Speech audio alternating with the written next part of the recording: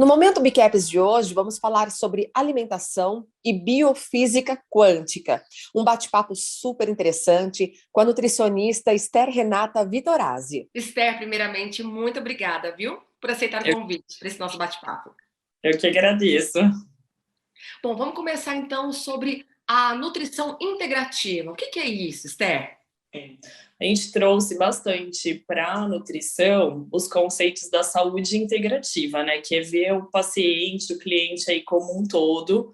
A gente consegue ter um olhar um pouco mais sistêmico, de forma às vezes até um pouco mais holística, né? Considerando essa parte de equilíbrio físico, mental, emocional. Né? A gente costuma dizer que dentro da área integrativa a gente vai buscar a causa do problema, né? E não ficar só remediando ali os sintomas que as pessoas apresentam. Então, basicamente, é trazer os conceitos da saúde integrativa para a nutrição. Hoje as pessoas estão nessa procura do equilíbrio entre mente e corpo? Sim, muito mais, né? Acredito que com a pandemia a gente viu ocorrer isso dentro do consultório, né? Logo que eu me formei, eu sentia que as pessoas vinham, né, no profissional, não só na nutricionista, como outros profissionais na área da saúde, mas por uma questão de tratamento, né? E hoje a gente tem visto a mudança, né, a conscientização, mas no sentido da prevenção. Então, isso, assim, na minha opinião, que é realmente, né, atuar aí de forma, né, no sentido de prevenção mesmo, para a gente evitar problemas futuros, né? Que a gente consegue ter uma resolutividade muito maior quando a gente faz dessa forma, né? Até com a questão do Covid, né? Eu comentei muito com os meus pacientes isso. Muita gente se desesperou ali, né? Por estar, às vezes, num peso maior, num estado mais inflamatório. E as pessoas que já vinham se cuidando foram pessoas que ficaram um pouco mais tranquilas, né? Então, acho que as pessoas hoje estão tendo mais essa percepção, e isso é fantástico, né? As emoções, então, interferem diretamente na saúde física do nosso corpo, né? Sim, totalmente, né? A gente tem um eixo no nosso corpo que chama neuroendócrino imunológico, né? Essa parte das emoções, dos sentimentos, elas interferem com certeza o funcionamento do nosso corpo como um todo, né? Agora, um termo que assusta muita gente, né? Biofísica quântica. Explica pra gente um pouquinho sobre isso. Na verdade, é trazer a física quântica para a parte da saúde, né? A física quântica, as pessoas acham que é uma coisa mirabolante, extremamente difícil, né? Mas é só um olhar diferente, né, sobre funcionamento do nosso corpo. Eu costumo fazer a comparação, para ficar fácil, como se fosse um carro, né? Eu falo, às vezes você tem a parte elétrica que está dando problema e às vezes você tem a parte mecânica. Quando a gente estuda biofísica, a gente vai focar muito o tratamento pela essa parte mais elétrica, né? Nós somos energia. Se a gente for parar para pensar no funcionamento aí do nosso corpo, né? Nós somos formados de átomos. E os átomos nada mais são do que energia. Então, a gente usa dessa energia, dessas frequências para equilibrar o nosso corpo. É dessa forma que a biofísica pensa, né? Não é tanto um bicho de 7 cabeças, igual a gente imagina. Não, e hoje as pessoas estão aceitando, né? Estão buscando, né? Estão vendo os resultados. Então, é algo que cada vez mais as pessoas vão trazer, né? E buscar. Você comentou agora há pouco, né, que hoje as pessoas estão buscando mais prevenir, igual aquele ditado, né? Melhor prevenir do que remediar. É uma mudança cultural, né? E benéfica para a gente, né? Sim, extremamente importante, né? Porque se a gente for parar para pensar em questão de doenças autoimunes, né? Câncer, se a gente atuar a nível de prevenção, né? Lá na frente a gente acaba tendo muito mais benefício, né? Doutora Esther, é possível dar um reset no metabolismo? Sim, o reset no metabolismo, muita gente me pergunta isso, né? Por trabalhar com biofísica, a gente pensa sempre na questão do terreno biológico, né? A comparação que a gente faz dentro do terreno biológico é como se a gente fosse um peixinho no aquário, né? O metabolismo ele é dependente de uma série de fatores, mas quando a gente trabalha a nível de terreno biológico, né? E aí essa comparação que eu faço com o aquário, se você é um peixinho dentro da água suja, seu metabolismo vai se comportar de uma forma.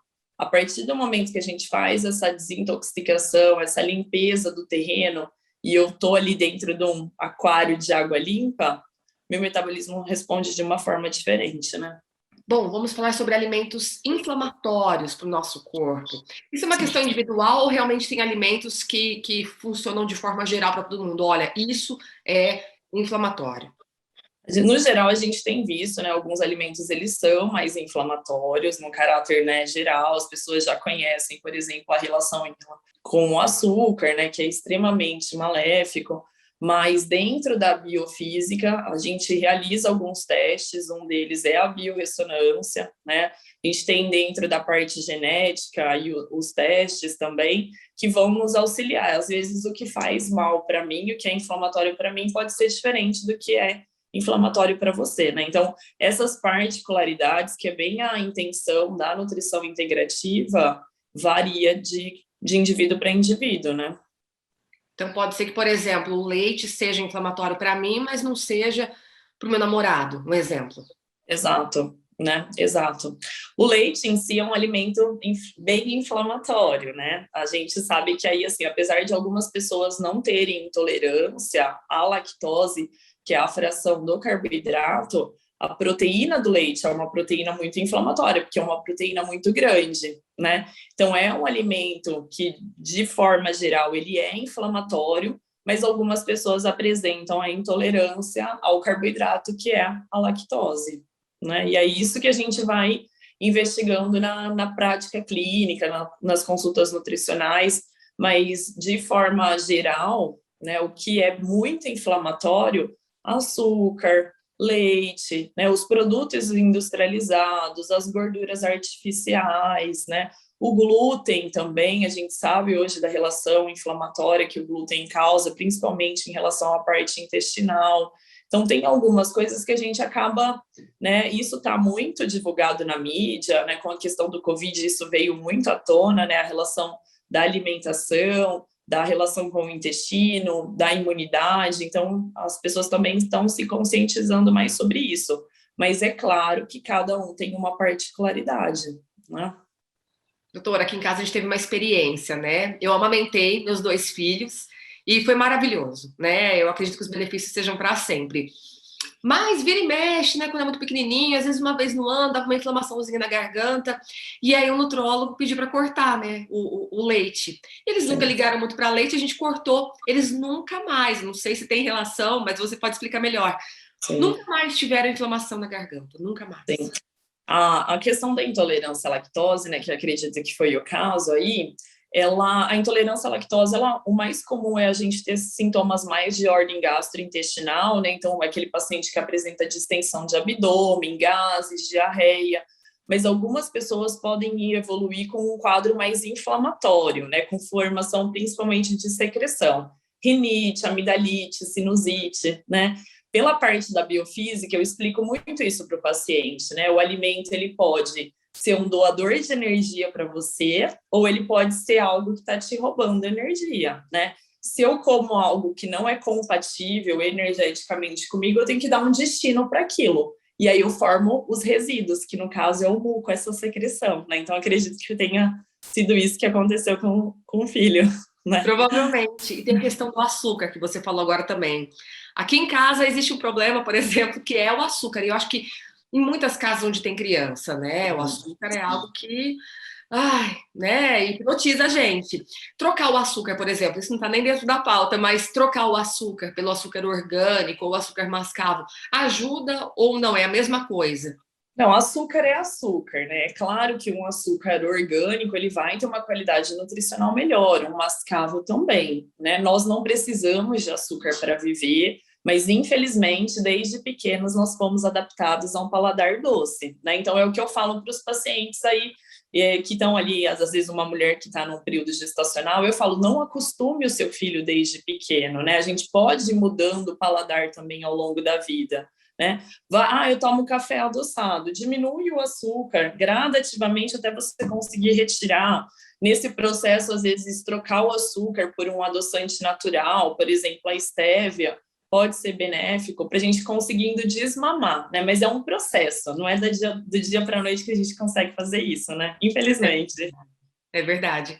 Vamos falar agora sobre os metais pesados. Onde que a gente encontra metal pesado e se é possível evitar ou minimizar essa contaminação? Eu brinco que viver é contaminar-se, né? Metal pesado tem por todo lado, né? No produto de limpeza que a gente utiliza, na maquiagem, nos produtos cosméticos, né? Desodorante, por exemplo, é riquíssimo em alumínio. Nos utensílios domésticos, as panelas, por exemplo, né? E nos alimentos, né? Os alimentos ali, muitas vezes, eles vêm com agrotóxico, pesticida, e eles carregam também esses metais. Obturações antigas, né, os amálgamas que a gente tinha antigamente são mercúrio, né, ligado com algum outro metal, então são fontes enormes de contaminação. O fumo, os gases, né, metal tem por tudo, infelizmente, né, a água que a gente bebe, né, então a gente eu falo, vamos tentando excluir aos poucos, né, é legal identificar em cada paciente, em cada cliente, o que realmente ele traz. Geneticamente falando, a gente se contamina mais por um metal, né? Identificando ele, a gente minimizando a questão da limpeza do aquário, né? Do terreno biológico mesmo. Então, a questão para eliminar é essa. A gente identifica e vai reduzindo, vai tentando aí ter esse jogo de cintura.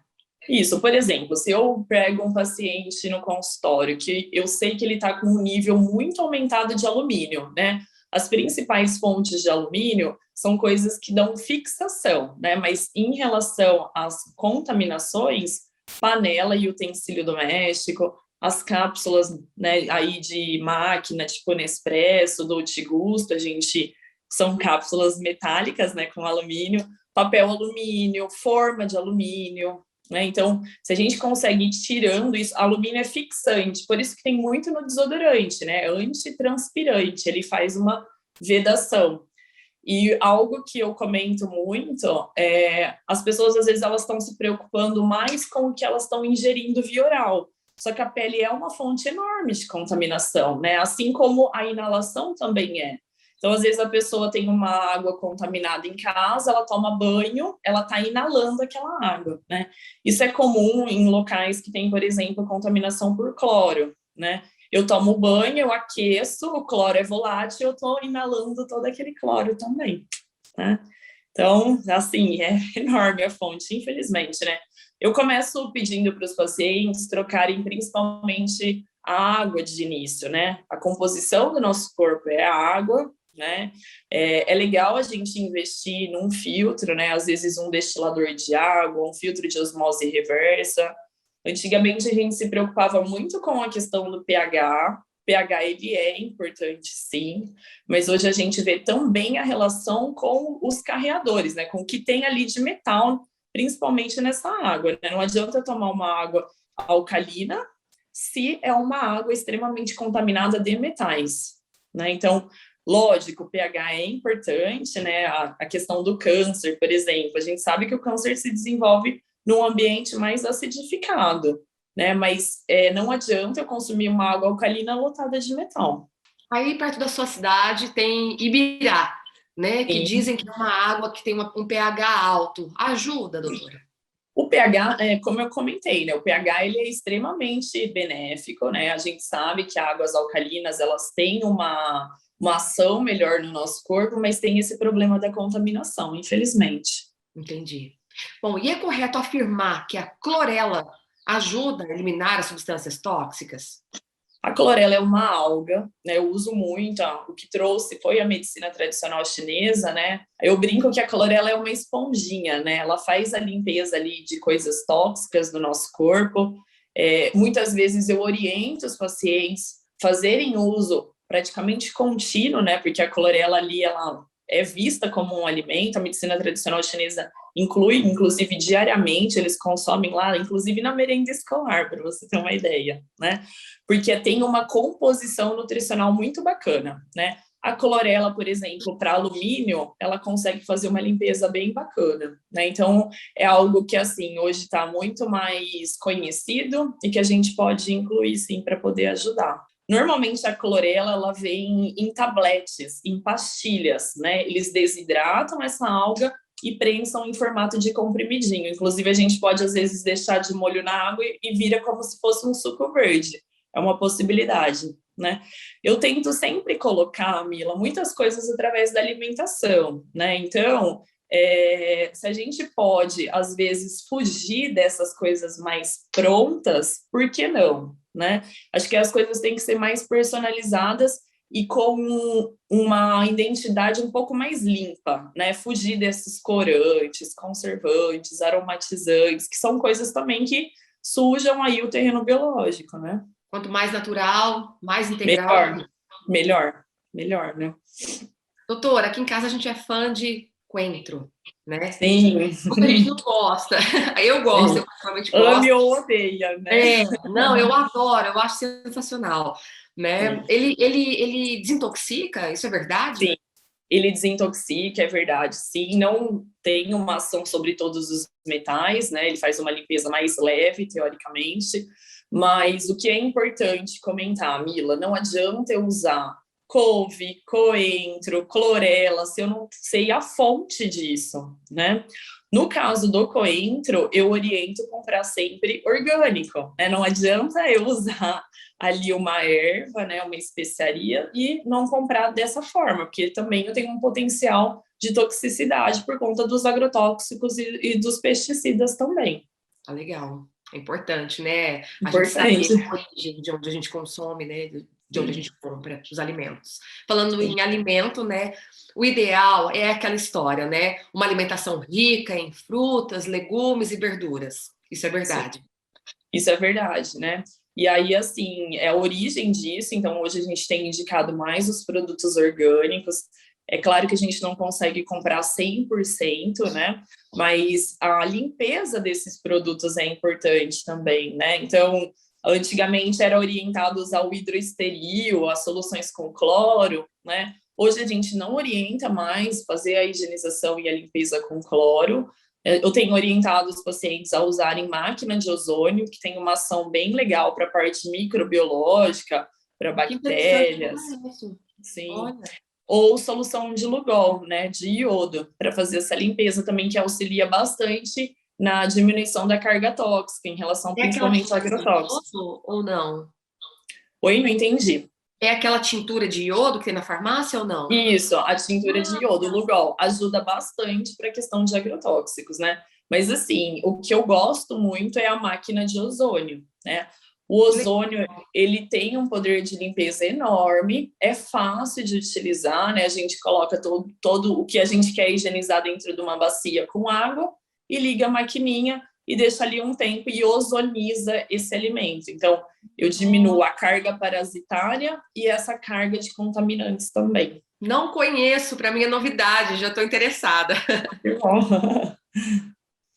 Vamos falar agora da contaminação por mercúrio. Quais são os principais sintomas que a gente deve prestar atenção? Mercúrio, eu até deixei anotadinho aqui para a gente conversar, porque mercúrio é algo que, assim, tem muito, né? Antigamente era comum as pessoas fazerem aí essas restaurações com amálgama, né? Hoje, inclusive, a odontologia nem tem mais utilizado isso. A gente tem um ramo novo da odontologia, que é a odontologia biológica, né? Que é usar ali produtos que são compatíveis conosco, né? O mercúrio, ele extravasa a barreira hematoencefálica, né? E ele pode causar aí problema de memória, acaba pegando rim, né? Alteração de visão, tem paciente que apresenta, às vezes, alteração de humor, de comportamento, né? Ansiedade, né? E aí, quem não é ansioso hoje, né? Alteração de pressão, tremor, né? O mercúrio, se a gente for parar para pensar pela questão alimentar, as maiores fontes são aí os peixes, né? Mas o que a gente tem visto muita relação é com a questão do amálgama dentário. Caramba! Sim, né?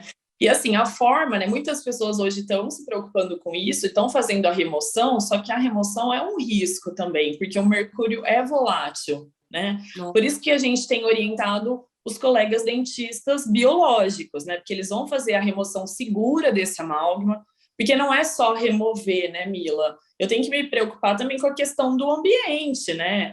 O próprio profissional também que não retira isso corretamente, ele está se contaminando, está contaminando o paciente, está contaminando ali o meio ambiente também, né? Então, é uma questão de conscientização geral também. É verdade. Sim. Existem alguns peixes que têm mais mercúrio, ou não tem como saber, doutora? Não tem como saber, né? É difícil, né? O que a gente tem orientado é tentar consumir mais as opções orgânicas, né? Mas, infelizmente, os pescados hoje, eles estão bem contaminados, né? A gente pega, às vezes, alguns acidentes, aquelas lâmpadas antigas, né? Aqueles termômetros que tinham também mercúrio ali na composição, né? Então, hoje isso já tem sido substituído.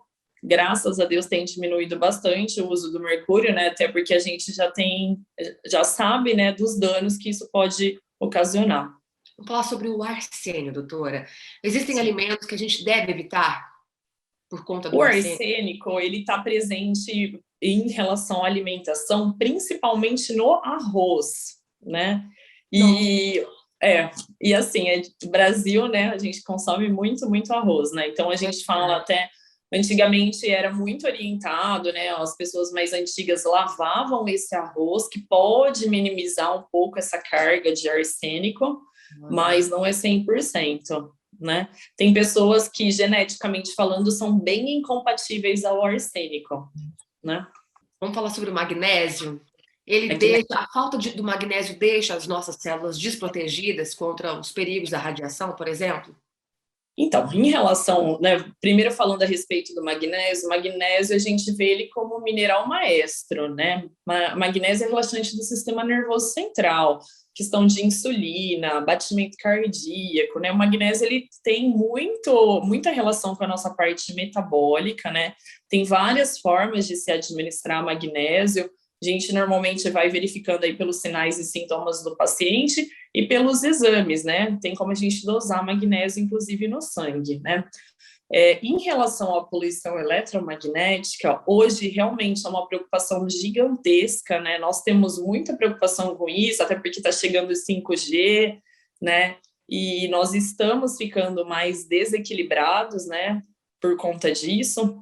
Existem algumas formas, Mila, de neutralizar um pouco essa poluição eletromagnética, né? Então, hoje existem neutralizadores, nós podemos fazer o aterramento, que a gente fala, que é o ground, né? Ficar mais em contato com a natureza, pisar no chão, aterrar, né? Literalmente, né? Tomar sol é algo que doa bastante neutrino, então também ajuda nessa neutralização. E hoje a gente tem a possibilidade de usar também os quânticos via oral, no sentido de neutralizar a poluição eletromagnética, né? A gente tem a opção de pedras, como a turmalina negra, por exemplo, que acaba auxiliando bastante na neutralização dessa poluição. E como usar essa pedra, doutora? Agora fiquei curiosa. Sim, a pedra, a turmalina, né, quando a gente indica mais para essa questão de poluição eletromagnética, se for para ambiente, a gente indica ela na forma bruta, né, que aí ela vai captar essa poluição eletromagnética. Se for de uso próximo ao corpo, aí a gente coloca na forma polida, que é como se fosse que bate e volta, né? Interessante. Mas hoje tem chipzinho para celular, anti-radiação, tem aparelhinho que a gente coloca na tomada, que tem um raio ali interessante para neutralização de poluição, né? Porque se a gente for parar para pensar, a gente tem muito eletrônico, né? Se a gente pegar de 20 anos para cá, hoje é computador, celular, Wi-Fi, né? Muita coisa, né? Coisa, verdade. Sim. Inclusive com as crianças, né? Principalmente com as crianças, né? Porque, assim, é uma estimulação enorme, né? Eles não saem do celular, a criança, ela deixou de brincar, de ter contato com a natureza, né? Eu falo que a gente é parte do universo, né? A gente precisa desse universo para se equilibrar, né? Tem a questão do dia e da noite. Tem pessoas que não conseguem, nem olham mais, né? Não sabe se está de dia, se está de noite, né? E a gente precisa disso para conseguir nos equilibrar. a questão do ciclo circadiano que a gente tem falado tanto, né? Tentar dormir cedo, acordar mais cedo, isso é importante. Faz total sentido, né? Os nossos hormônios são regulados por isso também, né? A questão, por exemplo, da melatonina. A gente produz melatonina quando está num ambiente escuro, né? Então, isso é importante. Doutora Esther, também se estuda o selênio como um ímã de Mercúrio. É verdade? Isso procede? O selênio, ele é um antioxidante, né? Ele é extremamente interessante, é fácil conseguir na nossa alimentação, né? A castanha do Pará, por exemplo, tem bastante, né? Apesar do solo ter ficado um pouco mais pobre, né? Mas qual é o grande problema, Mila, da gente ter uma contaminação por metais? O metal, ele é como se fosse que ele trava a entrada da célula, ele barra a entrada das vitaminas e minerais. Nossa. Às vezes você tem até vitamina e mineral circulante no sangue, só que isso não consegue adentrar para a célula, porque tem alguma coisa barrando ali, né? Sempre quando eu tenho uma intoxicação metálica, eu vou ter, né, de certa forma, prejuízo na absorção de uma vitamina, de um mineral. Entendi. Uma informação interessante. Um estudo na Universidade de Sevilha, na Espanha, apontou que doses extras da coenzima Q10 são capazes de anular a ação nociva dos metais tóxicos. Qual a importância, doutora, da suplementação?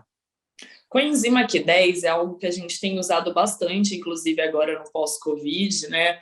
A coenzima Q10 ela tem uma ação muito interessante na formação de ATP, que é a nossa molécula energética, né? Trabalha muito a nível de radical livre, a gente usa para a parte cardíaca, por exemplo, né? Mas, novamente, Mila, a gente, lógico, busca a suplementação, nós precisamos disso também, mas a gente tem que identificar qual é o campo interferente, né? Fazer a limpeza é muito importante. É por isso que até o tema da pauta de hoje foi excelente por conta disso, né? Porque falam, não adianta dar comidinha boa para o peixe se ele está mergulhado dentro de uma água suja, né?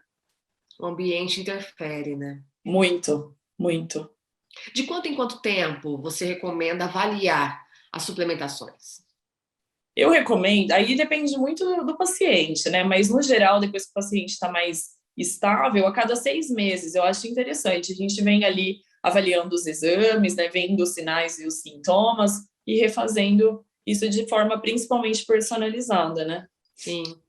Bom, a gente está vivendo um momento super atípico na história, né? A pandemia. E as pessoas estão preocupadas. Como é que eu vou fortalecer o meu sistema imunológico? E aí, doutora Esther? Existem várias formas de fortalecer nosso sistema imunológico, né? Uma pensando nessas coisas que nos intoxicam mais, então tirar isso é importante. Tenho comentado a respeito de estar ali mais em contato com a natureza, tomar sol, até por conta da vitamina D, né? Trabalhar muito a nível de intestino, né? A nossa imunidade é totalmente dependente do intestino, por isso que é legal reduzir essas cargas tóxicas, né? Tirar esses alimentos mais inflamatórios e o exercício físico, né? Eu acho que não é segredo hoje para ninguém a questão da parte imunológica, né, alimentação saudável, essa parte, né, de ter às vezes ali o estresse um pouco mais controlado, o sono é extremamente importante também, e o exercício físico. Bom, falando em sono, doutora Esther, o que a gente não deve comer à noite, antes de dormir? A noite é um problema, né? As pessoas ali buscam uma alimentação às vezes mais prazerosa, até por conta, né, de um dia de trabalho mais, né, difícil, mas a gente tem que tentar, primeiramente, comer o mais cedo possível, né, Fabi? A gente estava comentando ali a respeito do ciclo circadiano, né, Mila? Então, consumir um alimento mais cedo, né? O ideal é que a gente jantasse até umas 7, 7h30. Não indico consumir produtos gordurosos ou com digestibilidade ruim, né? Às vezes eu até comento com alguns pacientes de comerem opções mais cozidas, refogadas e não tanto alimentos crus à noite, porque também são mais difíceis de digerir, né? Proteínas que são às vezes mais difíceis de digestão, né? Então, basicamente, eu indico uma proteína mais leve, né? Legumes e não tantas gorduras, porque podem ser um pouco mais pesadas, né? É uma mudança de hábito, né? É muito um lance de conscientização, né, doutora? E é uma questão assim, é gradativo, né? Eu não acho que a gente muda do dia para a noite, nós vamos com pequenas mudanças, vamos vendo ali o que isso vai trazendo de positivo para a gente, né? É uma reeducação, não é uma dieta, né? É uma mudança no estilo de vida, né? Porque a gente não tem comentado hoje, né, Mila, somente a respeito da alimentação, né? Eu fui muito para a área que eu estou hoje, exercendo a função até de terapeuta por isso, né? Não é só o alimento, também o alimento, né? Mas é o teu ambiente como um todo. Bom, para finalizar o nosso bate-papo, que foi ótimo, foi uma aula, em alguns pontos até assustador, mas isso é importante, né? Para a gente se conscientizar. Eu queria que você desse um recado para as pessoas que estão nos assistindo, da importância da atividade física, dessa mudança de hábitos, né? E nesse momento, né, de pandemia, que a gente tem que cuidar da mente e do corpo, né? Sim, eu acho que a gente tem que começar a se questionar, né, Mila? Eu acho que a gente está adaptado a uma sociedade que ali você tem os teus exames ok, dentro da referência, e você não ter sintomas, eu estou bem de saúde, né? E eu falo que saúde é você estar na sua melhor versão, né? A gente pode melhorar a cada dia, prestar atenção o que está me prejudicando mais, né? Então, é o sono que eu não estou conseguindo dormir, a atividade física que eu estou falhando, o que eu posso fazer para melhorar na minha alimentação, o que eu posso excluir, o que eu posso incluir. Gosto de trabalhar na alimentação com trocas saudáveis, né? E coisas que, assim, às vezes são do nosso dia a dia, mas a gente acaba não incluindo, né? Então, às vezes uma cúrcuma que você acrescenta, que vai ter um benefício anti-inflamatório, um própolis, né? Uma clorela que nós comentamos, né? Trocar, às vezes, a panela que eu utilizo, o desodorante, né? Tentar tirar um pouco desses contaminantes, desses tóxicos, dos produtos industrializados, né? Então, é uma conscientização, é uma construção mesmo, não é da noite para o dia, mas a gente vai vendo os benefícios e vê que isso vale a pena, né? É um investimento em saúde mesmo, né? Eu falo que essa questão do Covid trouxe muito isso à tona, né? Eu falo, os fortes, né, não são os fortes que sobrevivem, né? São os mais bem adaptados, né? E aí a gente precisa estar adaptado a esse mundo que hoje, infelizmente, está cada vez mais tóxico, né? Aquela deveria ser a última pergunta, viu, doutora? Mas vamos pegar mais uma, que a gente tem tempo, um pouquinho de tempo. Você falou da panela. Teve uma época aqui em casa que a gente estudou sobre panelas. Qual é a melhor panela? A melhor panela hoje é uma panela de aço cirúrgico, né? Que a gente não vai ter migração de nada. Depois eu acabo indicando a panela de vidro, mas hoje é mais difícil da gente encontrar, é uma panela que queima, que acaba quebrando com facilidade, né? E cerâmica, 100% cerâmica, né? Evitar os teflons, que tem aí liga com alumínio, tem plástico na composição, né? E aí acaba migrando tudo isso para a comida também. Tá legal. Doutora Esther, muito obrigada pela aula e pela sua participação, viu? Eu que agradeço. Obrigada.